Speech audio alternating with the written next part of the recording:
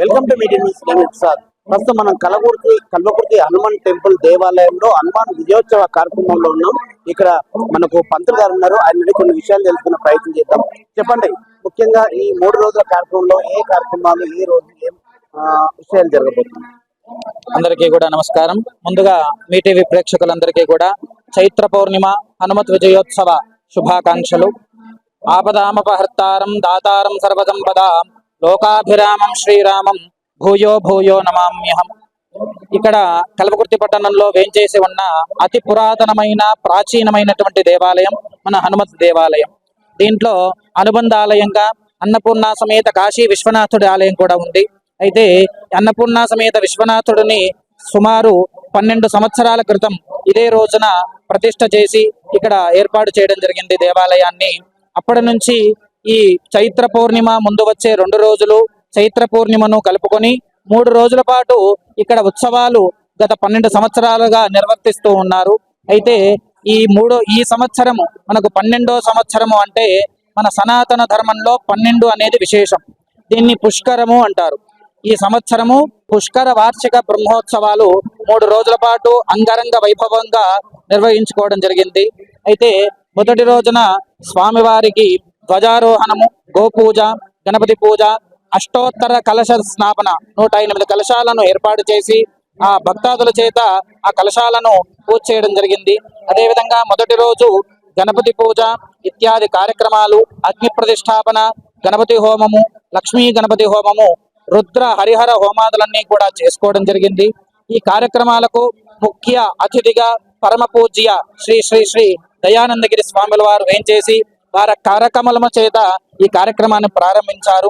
రెండో రోజు నిన్నటి రోజున ఆ అన్నపూర్ణ సమేత విశ్వనాథుడికి మహాకుంభాభిషేకాన్ని నిర్వర్తించుకోవడం. నిన్నటి రోజున సాయంకాల సమయంలో హస్తా నక్షత్ర యుక్తంగా అన్నపూర్ణ సమేత కాశీ విశ్వనాథుడి లోక కళ్యాణార్థం తలపించిన మహా కళ్యాణ కార్యక్రమం జరిగింది. ఈ రోజు 3వ రోజు చైత్ర పౌర్ణిమ పర్వదినం. దీన్నే కొన్ని చోట్ల హనుమత్ జయంతి అంటారు, కానీ ఇది హనుమత్ విజయోత్సవం. మనకు అసలైన హనుమత్ జయంతి వైశాఖ మాసంలో బహుళ దశమి నాడు పూర్వభాద్ర నక్షత్రంలో దాన్ని హనుమత్ జయంతిని జరుపుకుంటారు. ఇది హనుమత్ విజయోత్సవం. ఈ హనుమత్ విజయోత్సవాన్ని పురస్కరించుకొని ఈ రోజు ఉదయం ప్రాతకాల సుప్రభాత సేవ సుమారు 5 గంటల ప్రాంతంలో ఆంజనేయ స్వామికి భక్తాదుల చేత 108 కలశాల చేత మహా అభిషేక కార్యక్రమాన్ని నిర్వహించుకోవడం జరిగింది.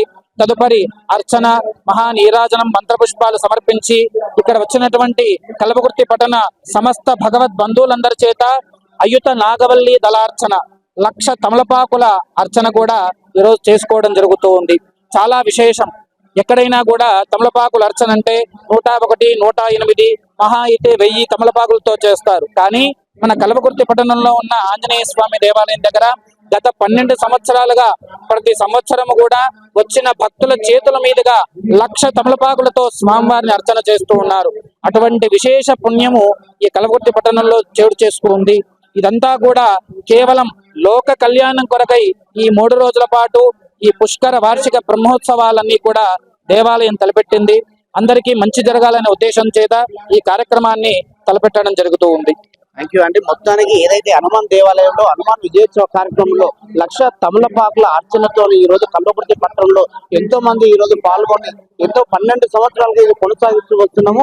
ఎంతో అంగరంగ వైభవంగా జరుగుతున్న ఈ కార్యక్రమానికి ఎంతో మంది భక్తులు ఈ రోజు 1,00,000 తమలపాకుల అర్చన కార్యక్రమంలో ఎంతో భక్తి శ్రద్ధలతో వాళ్ళు ఇలా దాదాపుగా ఉదయం 6 గంటల నుంచి కూడా కంటిన్యూగా కొనసాగుతున్న కార్యక్రమంలో ఈ 3 రోజుల కార్యక్రమంలో ఎంతో ఘనంగా జరిగినాయి. ప్రతిరోజు ఒక కార్యక్రమానికి ఒక విశిష్టతో ఈ రోజు ఈ కార్యక్రమాలు విజయోత్సవంగా జరుగుతున్నాయి.